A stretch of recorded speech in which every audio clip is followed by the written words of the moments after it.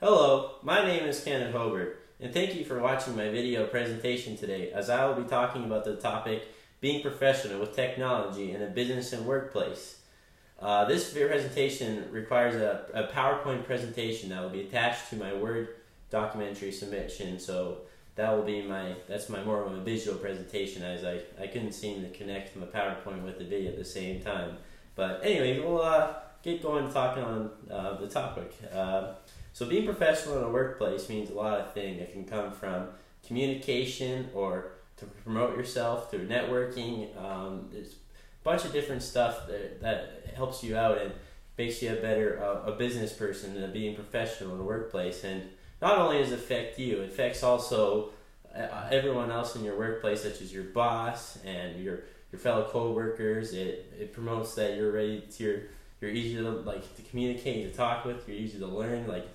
Knowing the knowledge, even that technology is key in most jobs now. As you need to know how to search the internet, how to communicate through email, and even to text and answer phone calls. So, which is probably a majority of every job is required the use of some technology levels, but to knowledge, I should say. But so for my first point here, I'm just going to talk about the different types of technology and platforms and apps and applications that are used throughout any types of workplace and businesses, that stuff that can make you professional. So for more on a communication level, we have more of an email, a texting, a phone call, or even now they have a Skype and FaceTime, so you can communicate face to face with someone but through a screen digitally, which it's seen mostly as it's a good way to communication, as you have more of a closer face-to-face interaction than you do having on the phone calls. But for more being professionalized,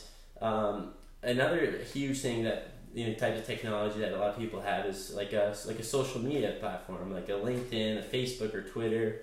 Many bosses, before hiring or interviewing stages, will look at these social media pages. So being professional with your social media platforms, like your biography, your pictures, your stuff are posted, that's key to being professional with technology.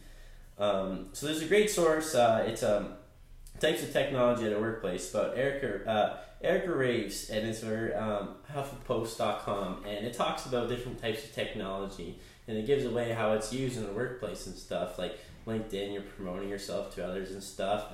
Emails, you're communicating with your bosses and fellow co-workers, and it talks about the type of technology you'll see in most workplaces and jobs. So that's pretty key, and it also goes through why it might be good or bad at different types of technology. So my next point here I'm going to start talking about is being professional at a workplace with your technology. What does it mean to be key on with your work and in communicating with others, and why it's so important. So there's a link I like to follow with my presentation. It's a link how technology affects your business. So I thought this link was more on the basis talking about what having good being professional in technology, what technology does to your business and yourself. And there's some great ideas and concepts to this link. The first one is communicating more effectively. Technology will have the ability to communicate easily with anyone you need to talk to at any time. For important phone calls and stuff, internationally business, it works out very good. And then make your business more effective. So that's what also was talking more on social media pages, was that promoting your business and your ideas online can help you really be professional, and for others to see and stuff too. Having a good work business website is key for anyone doing business, as they can search and comment on the stuff that you want. It's a great way to hear feedback and observe from your obviously your employees will see the same too, but your customers and services. So then I have one more last point. It's being unprofessional in the workplace with technology. So obviously technology has a huge impact on working businesses and having good standards and communication skills. It's good for any types of business. But this is there's a source for the 5 unprofessional workplaces behaviors, and this is talking about the source more about the technology side, and it's saying it's a great example. I thought this would happen because most people would have a night like this, but sharing your wild, your crazy night on social media pages And a lot of people will go out with their friends and stuff, or even their friends will go out and take pictures of each other and share it through your social media platform and that. And your boss, your fellow workers, co-workers can see this imaging online, and then you'll have being unprofessional. So that's how it'd be very unprofessional. And also, there's another great post too, is your biography, like your about yourself through your social media pages. Having a key, detailed description of yourself can make a huge impact on others viewing you and stuff. And that's another key ways of being professional. Also, there's a lot of key points too. This source was saying, like having like a proper communication skills with email and texting, with proper sentencing and pronunciation. Of course, that's very important because it's hard to understand what sometimes you're reading through a screen and stuff.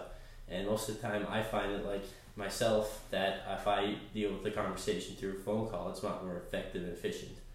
So I see a lot of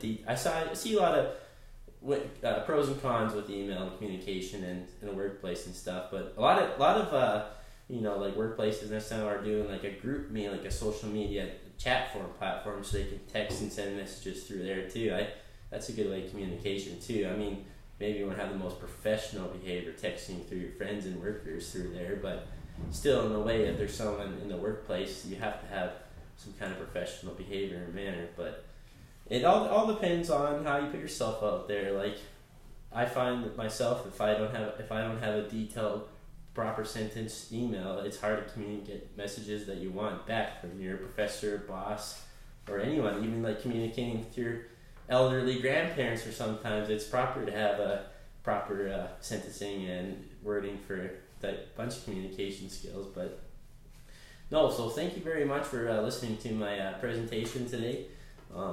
My links in that, there's a great description of how to be proficient and professional in the workplace with your technology.